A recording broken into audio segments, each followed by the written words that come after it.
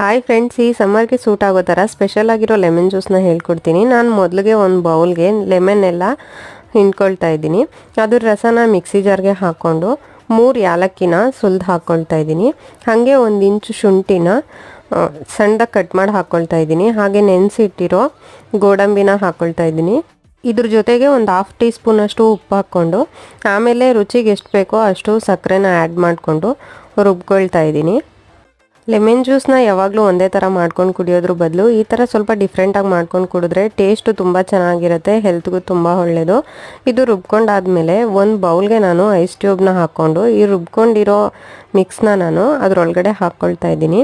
ಅದಕ್ಕೆ ನಿಮಗೆ ಎಷ್ಟು ನೀರು ಬೇಕೋ, ಎಷ್ಟು ಜನ ಇರ್ತಾರೋ ನೋಡಿಕೊಂಡು ಅಷ್ಟು ನೀರನ್ನ ಆ್ಯಡ್ ಮಾಡಿಕೊಂಡು ಸರ್ವ್ ಮಾಡ್ಕೊಳ್ಳಿ. ತುಂಬ ಟೇಸ್ಟಾಗಿರುತ್ತೆ. ಸಮ್ಮರಲ್ಲಂತೂ ತುಂಬ ಚೆನ್ನಾಗಿರುತ್ತೆ ಕುಡಿಯೋಕ್ಕೆ ಇದು. ವಿಡಿಯೋ ಇಷ್ಟ ಆಗಿದ್ರೆ ಒಂದು ಲೈಕ್ ಮಾಡಿ, ಕಮೆಂಟ್ ಮಾಡಿ, ಶೇರ್ ಮಾಡಿ. Thanks for watching.